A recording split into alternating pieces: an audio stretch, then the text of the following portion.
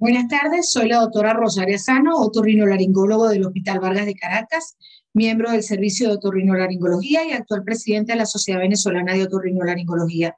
Para mí es un enorme placer participar en el primer congreso virtual de la Escuela de Medicina José María Vargas en honor al doctor José Gregorio Hernández.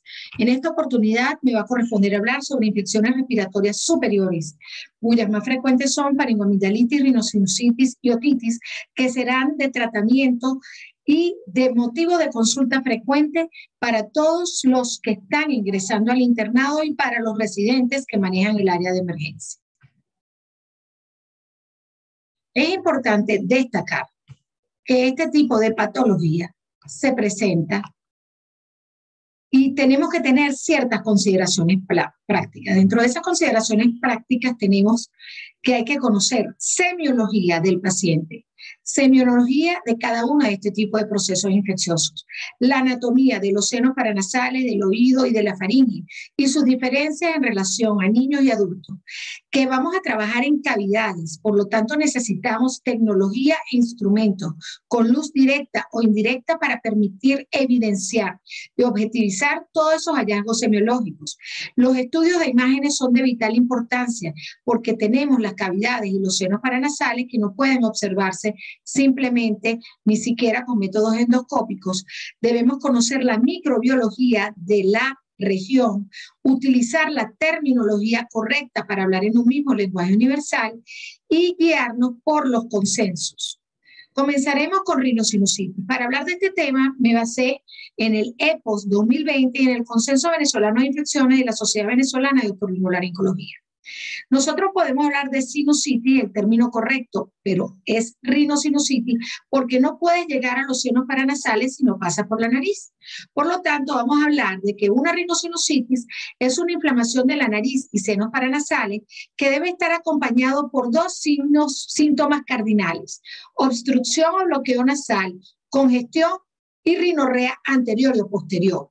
Concomitante podemos tener dolor facial, pérdida o disminución del olfato, muy frecuente en esta época de COVID-19, y en los niños es patognomónico, la tos diurna y nocturna. Para nosotros los especialistas en el área de otorrinolaringología, los hallazgos endoscópicos de secreción mucopurulenta en meato medio, pólipos y edema es frecuente, y en los cambios radiológicos y tomográficos podemos ver velamiento y obstrucción del complejo osteomeatal. Cuando hablamos de rinosinusitis, existe una secuencia temporal. Hablamos de rinosinusitis aguda cuando existe este cuadro en un proceso menor de 12 meses. Rinosinusitis aguda recurrente cuando son 4 episodios de rinosinusitis aguda en un año, pero entre un episodio y otro debe estar documentado desde el punto de vista médico, ya sea presencial o por telemedicina, la ausencia de síntomas.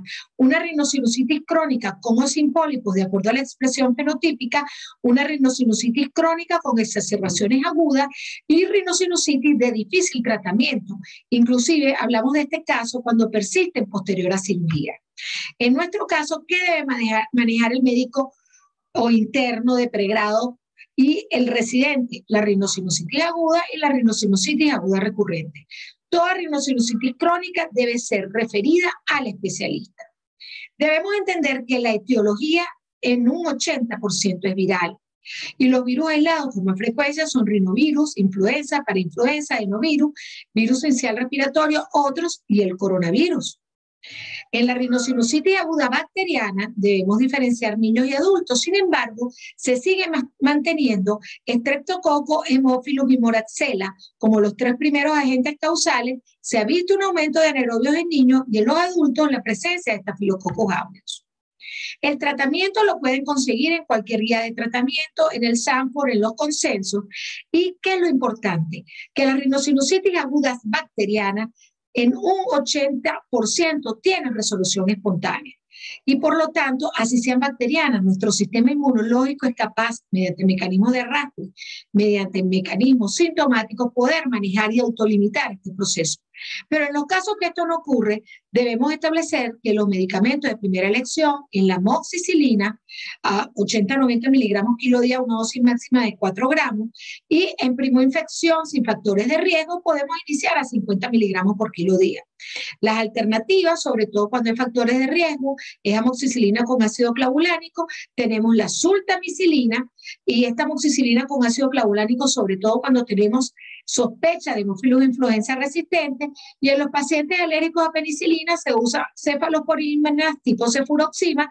Sin embargo, debemos recordar el 10% de los pacientes alérgicos a la penicilina presentan alergia a la cefalosporina.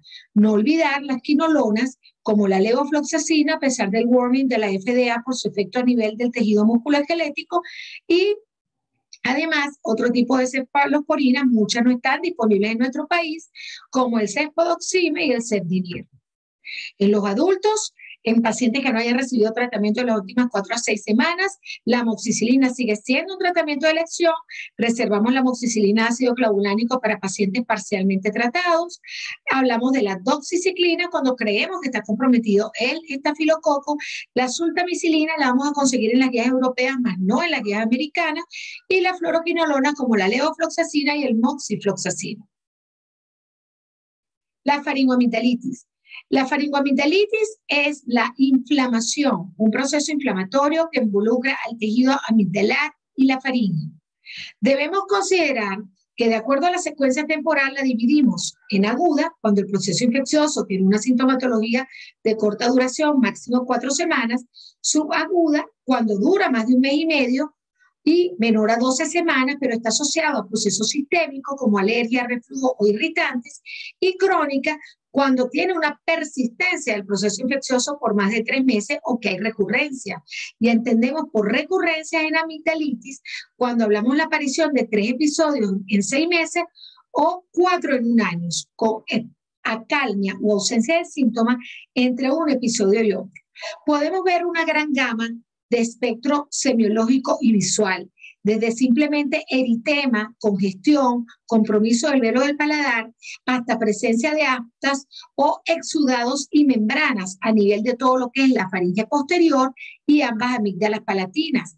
Debemos recordar que en estos tiempos tenemos difteria, por ende, nosotros vamos a ver membranas blanco-grisáceas y un paciente con toque del estado general.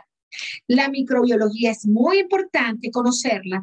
Los síntomas asociados como cefalea, fiebre, poliartralgia, no olvidar las complicaciones como la carditis reumática o la nefritis estreptocóxica, realizar un diagnóstico adecuado, un tratamiento que puede estar basado en penicilina. Recordemos que el estreptococo beta-hemolítico del grupo A es el germen causal más importante de faringoamigdalitis, y de acuerdo al último reporte de CIREME, siguen siendo sensibles a la penicilina.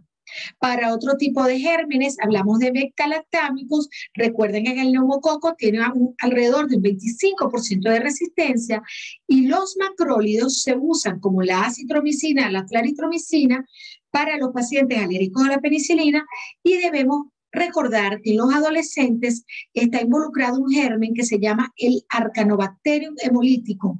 Este mismo genera una faringoamigdalitis pultácea, y nos vamos a dar cuenta porque le damos amoxicilina o amoxicilina con ácido clavulánico y el paciente no mejora debido a que el tratamiento de elección de estos pacientes es macrólido. ¿Cuánto debe durar este tratamiento? Entre 5, 7 a 10 días. Es importante el seguimiento del paciente.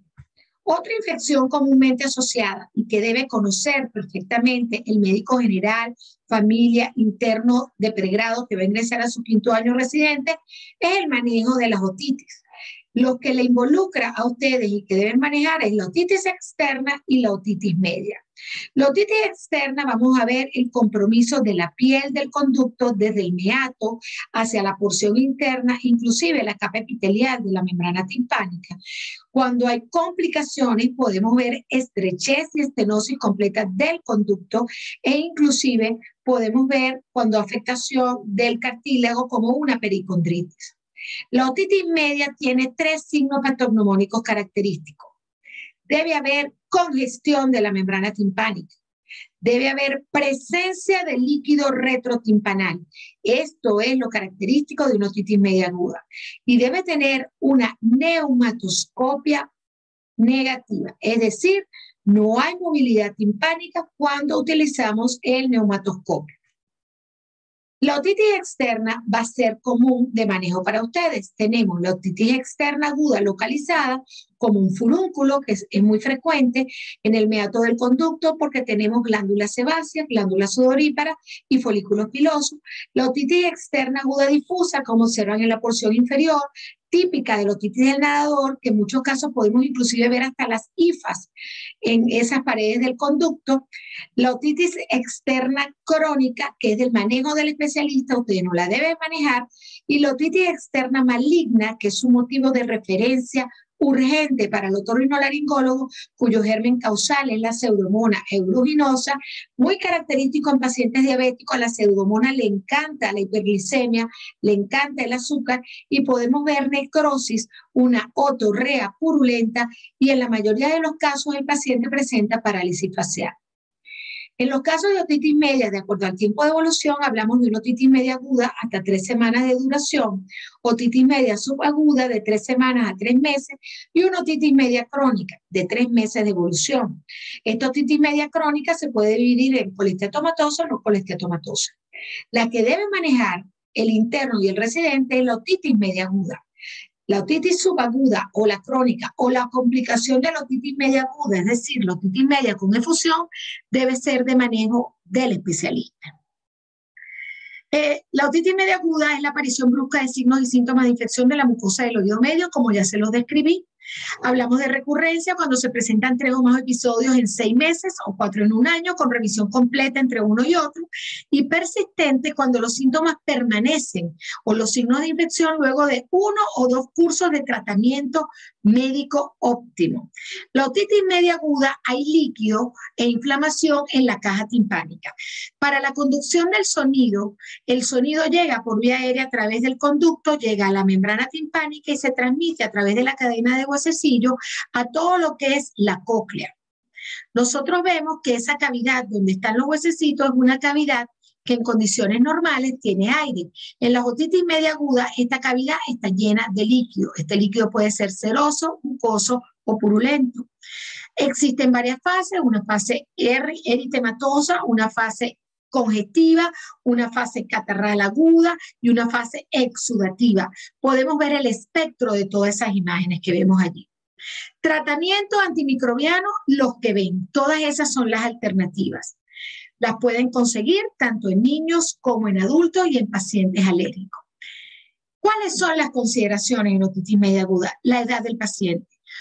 Todos los procesos de otitis media aguda pueden autolimitarse. De hecho, se habla del seguimiento o el follow-up que nosotros podemos ver cada 48 horas y que este proceso se autolimite. Sin embargo, la edad del paciente es muy especial en el sentido que un proceso de un niño menor de 2 años significa que ese niño debe recibir antimicrobiano. Un niño de mayor de 2 años con esquema de inmunización completa, podemos reevaluarlo a las 48 horas para decidir o no la colocación de antimicrobianos. Las inmunizaciones del paciente que estén completas es importante, sobre todo para neumococos y hemófilos influenza. Ciclo previo, tratamientos, las comorbilidades como rinitis alérgica, asma, alergias alimentarias y la aparición de complicaciones como vértigo, meningitis o abscesos cerebrales. La observación y control debe ser bajo vigilancia estricta. El seguimiento y el control es lo que hablamos en las últimas pautas del tratamiento. En conclusión, las infecciones del tracto respiratorio superior son la patología de consulta más frecuente en su rural, en su consulta médica, privada, pública. Un conocimiento y entrenamiento exhaustivo es lo que les permitirá a ustedes lograr el éxito en sus pacientes. Deben saber que hay que hacer sacrificios económicos. Se debe disponer de dispositivos y equipos especiales para poder documentar lo que estamos pensando. Y siempre le digo a mis residentes, uno no piensa lo que no saben, por lo tanto deben estudiar. Entender cuáles son las limitaciones, entender hasta dónde pueden llegar. Nosotros podemos ayudar a nuestra población si estamos en San Fernando de Atabapo o estamos en el Amazonas y sabemos que por problemas de gasolina o transporte ese paciente no va a llegar, debemos entender que vamos a tratarlo. Pero es importante saber hasta dónde podemos llegar. Por eso, cuando cómo y dónde referir al especialista es lo más importante en este tipo de pacientes. Para poder trabajar se necesita un equipo de trabajo que vayamos cónsonos y síncronos con el bienestar del paciente. Debemos consultar las guías y consensos. Tenemos consensos nacionales que están completamente disponibles y libres online en la página de la Sociedad Venezolana de Otorrinolaringología. Quiero agradecer a la Escuela de Medicina José María Vargas por esta grata y honrosa invitación. Dejo disponible las redes sociales, @doctora_ORL-Sano, @ORL-Hospital Vargas, para que los diferentes especialistas del servicio, los residentes y mi persona podamos contestar todas las preguntas y dudas que tengan ante este seminario. Viene una charla más adelante sobre no todo es COVID-19. En pandemia, pensar en COVID-19. Una vez descartado, pensar en que existe lo demás. Nosotros los otorrinólogos somos médicos de primera línea.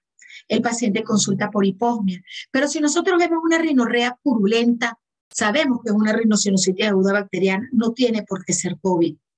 Pero el paciente puede tener COVID en el ámbito de una rinosinusitis aguda bacteriana. ¿Estamos claros? Una faringoamigdalitis cultácea no es lo común. El paciente con COVID se queja de dolor de garganta. ¿Vamos a examinar al paciente? Debemos examinar al paciente. Medidas de bioseguridad.